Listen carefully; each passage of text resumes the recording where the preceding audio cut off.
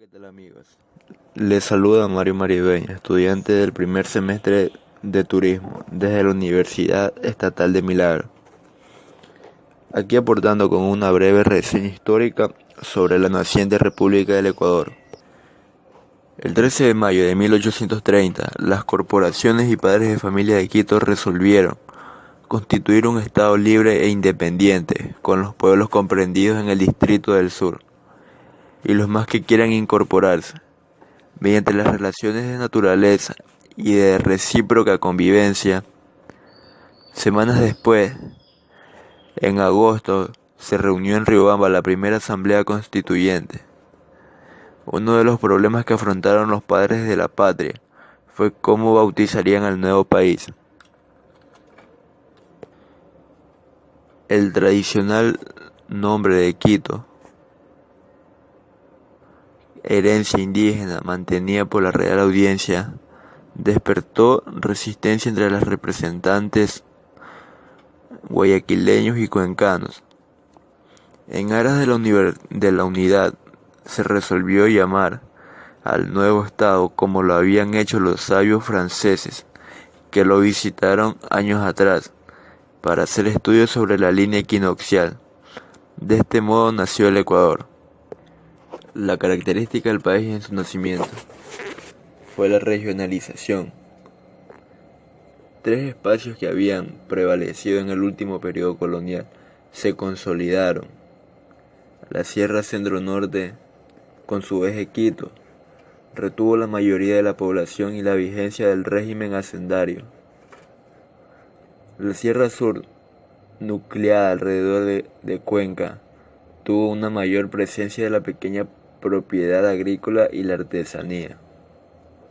La cuenca del río Guayas, con su centro en Guayaquil, experimentó un acelerado crecimiento del latifundio, cada vez más vinculado a la exportación, y sufrió una declinación de la pequeña propiedad agrícola. Estas regiones mantenían precarias relaciones entre sí, cada cual estaba vinculada económicamente al sur de la actual Colombia, al norte del Perú o a la costa pacífica, pero no constituían entre ellas un mercado que las articulara. Las guerras de la independencia deterioraron los frágiles vínculos económicos y sociales entre las regiones y redujeron el comercio internacional, que con la ruptura colonial fue orientándose cada vez más hacia la potencia capitalista, especialmente a Gran Bretaña, que luego de las dos primeras décadas de la República se constituyó en la principal contraparte comercial. El desarrollo del comercio externo aceleró el crecimiento poblacional y económico de la costa, pero al principio no logró articular toda la economía del país. Eso sucedería en las décadas finales del siglo XIX. Ecuador nació dominado por los grandes latifundistas, señores de la tierra que controlaban el poder regional. La mayoría de la población eran campesinos indígenas, sujetos a las haciendas por el concertaje en algunos lugares de la Sierra y Guayaquil. Se mantenía la esclavitud de los negros y la pequeña propiedad campesina, así como relaciones de cortes precapitalistas denominadas precarias. En las ciudades concentradas en su mayoría en la sierra, vivían grupos de artesanos y pequeños comerciantes con una cúpula de burócratas, clérigos y propietarios rurales. Cuando nació el Ecuador, como hemos visto, la economía del país estaba profundamente regionalizada. Predominaban varias formaciones económico-sociales regionales, precariamente relacionados entre sí, merced a la existencia de un Estado central y unas relaciones de intercambio muy débiles. Como ha sido frecuente en la realidad latinoamericana, en cada una de las regiones coexistían relaciones productivas de diverso origen histórico y de distinto carácter, que incluían dentro de las haciendas el corcentaje y otras formas de corte servil y precapitalista, junto a la pequeña producción rural y artesanal, e inclusive algunas relaciones salariales más modernas. La independencia se produjo en una etapa de consolidación del sistema capitalista a nivel mundial, pero el predominio capitalista dentro del Ecuador no se dio de inmediato. Fue un proceso que abarcó casi un siglo completo.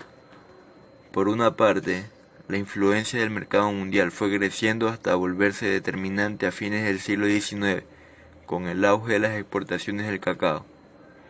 De este modo creció la economía, pero se volvió más dependiente del sistema internacional.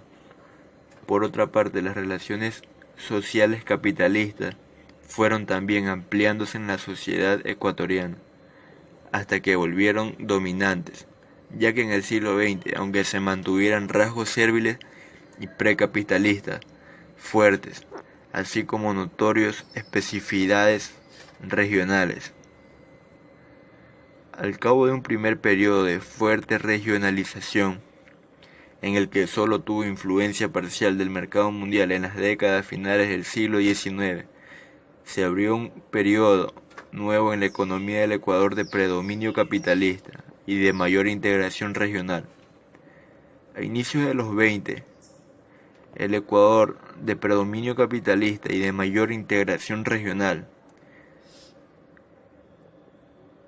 creó un modelo primario exportador que se extendió hasta finales de la década de los 40, en que el auge bananero reactivó el modelo para desembocar en una nueva crisis a inicios de los 60.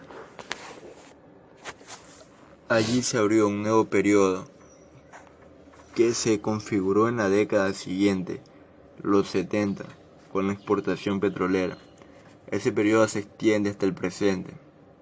En el estudio de la época republicana, tomando en cuenta los hitos mencionados en la evolución económica y el desarrollo del Estado Nacional, pueden establecerse tres grandes periodos.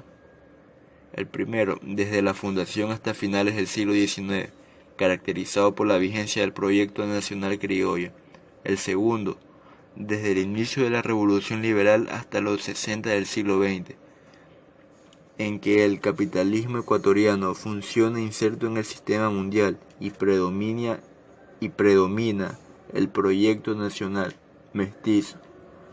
Y el tercero, desde los 60 hasta nuestros días, en que se abre paso a un proyecto nacional de la diversidad. A su vez, en estos periodos pueden distinguirse etapas o momentos diversos que recogen en los acápites que siguen.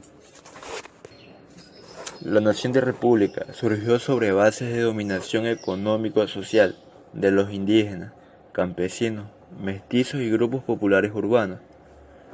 Por ello, el largo proceso de construcción nacional no ha estado exento de conflictos, no solamente de aquellos que enfrentan a los detenedores del poder, del control de la economía y la sociedad, toda con las mayorías de trabajadores sujetos a explotación, sino también los que expresan las contradicciones regionales o la dominación racista sobre los pueblos indígenas y negros. Eso es todo, amigos, y espero que les haya gustado. Hasta la próxima.